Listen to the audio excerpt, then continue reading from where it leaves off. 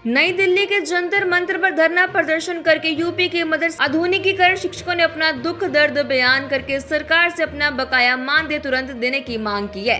शिक्षकों ने कहा कि सबका साथ सबका विकास, मगर मदरसा आधुनिकीकरण शिक्षकों का किया जा रहा है विनाश। उत्तर प्रदेश के दूर दराज से आए मदरसा आधुनिकीकरण शिक्षकों ने कहा कि उत्तर प्रदेश में मदरसा शिक्षकों पर मुसीबतों का पहाड़ टूट पड़ा है। वेतन नहीं मिलने के कारण शिक्षक भुखमरी एवं इलाज के अभाव में दम तोड़ रहे हैं, लेकिन केंद्र सरकार के अधिकारियों और कर्मचारियों की घोर लापरवाही के कारण पीएम के सबका साथ सबका विकास सबका विश्वास पर पानी फिर रहा है। मदरसों के संबंध से बड़ी बड़ी बातें मोदी और योगी कर रहे हैं, लेकिन सच तो ये है कि उत्तर प्रदेश के मदरसा आधुनिकीकरण शिक्षकों को पिछले 5 सालों में सिर्फ आश्वासन ही मिल रहा है और मानदेय न मिलने के कारण मदरसा शिक्षक एक मानसिक तनाव एवं बीमारियों से ग्रसित होकर अपना दम तोड़ते जा रहे हैं।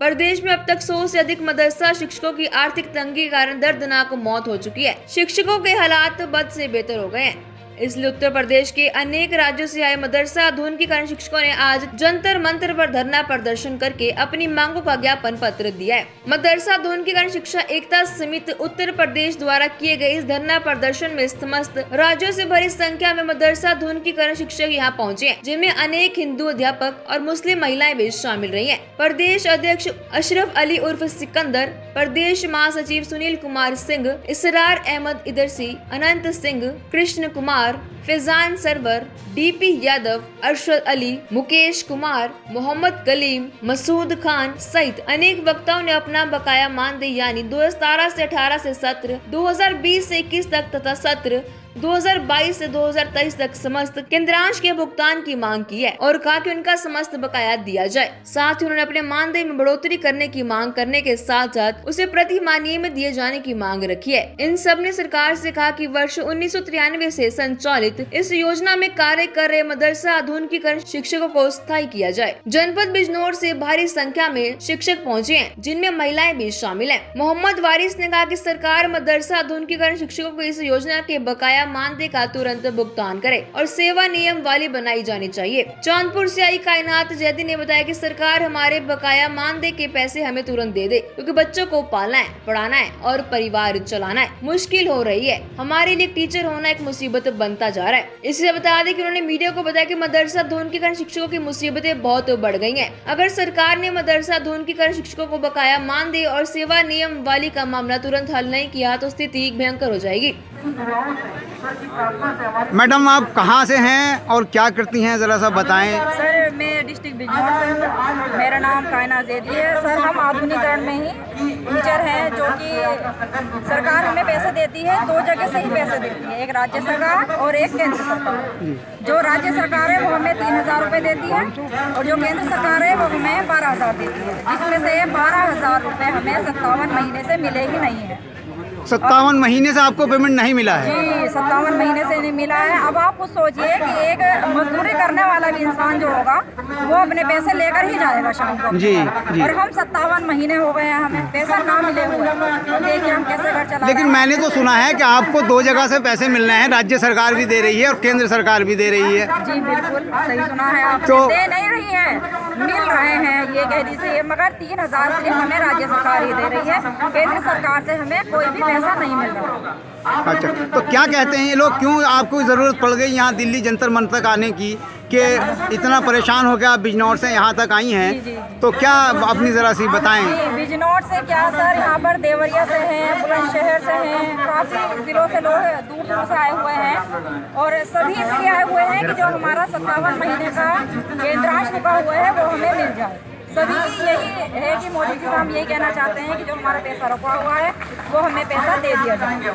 लेकिन आपको एक दफ़ा और भी यहाँ धरना प्रदर्शन हुआ था और बीच बीच में इधर उधर ज़िलों से खबर आती रहती है कि आप लोग ज़िले पे जाकर भी अपने पैसा मांगते रहते हैं। तो ये लोग आपको क्या कह रहे हैं, या सरकार की तरफ से कोई आदमी क्या जवाब देता है इनके अधिकारी? दे दिया जाता है सर, यही कह दिया जाता है कि फाइल वहाँ पर है, वहाँ जा रही है, यहाँ जा रही है, निदेशालय में है। ऐसे ही करते करते इन्होंने 57 महीने निकाल दिए हैं। पहले धरना हुआ था अक्टूबर में हमारा, जो कि हमारा 38 महीने का था तब केंद्रांश हमारा। अब ऐसे ही करते करते वो इन्होंने 57 महीने का कर दिया है अब फिर हम धरने करने पर ही मजबूर हो गए। मतलब सरकार पर आपकी उधारी चढ़ती जा रही है। जी जी बिल्कुल। लेकिन आप पर भी तो उधारी चढ़ती जा रही होगी, जब पैसा नहीं मिल रहा तो बाल बच्चों का पालन पोषण है। सर, जी तो हम खर्चा कैसे करते हैं? जो 3,000 मिलते हैं वो मिल रहे हैं हमें राज्य सरकार से, और हम सिलाई सेंटर चलाते हैं अपना, और छोटी छोटी जो ट्यूशन वगैरह है ये कराते हैं, उसी से हम अपना खर्चा वर्चा कर देते हैं। इसीलिए जो है हमने आज धरना किया है यहाँ पर कि हमारा जो 57 महीने का है वो हमें केंद्र राज्य मिल जाए, आपका बकाया पैसा मिल जाए। अच्छा, जैसे अगर मान लीजिए जैसे सरकार बीजेपी की है और मदरसों के मामले में बहुत सारे सवाल उठाए जाते हैं, चेकिंग चल रही है, बार बार चेकिंग की जाती है, तो आपको नहीं लगता कि कुछ आपको क्यों नहीं दे रहा वो पैसा? भाई काम कराने के बाद पैसा ना देने का तो एक जुर्म है। ये मसला है सर कि चेकिंग तो आप रोज करिए, हम मना नहीं कर रहे हैं चेकिंग।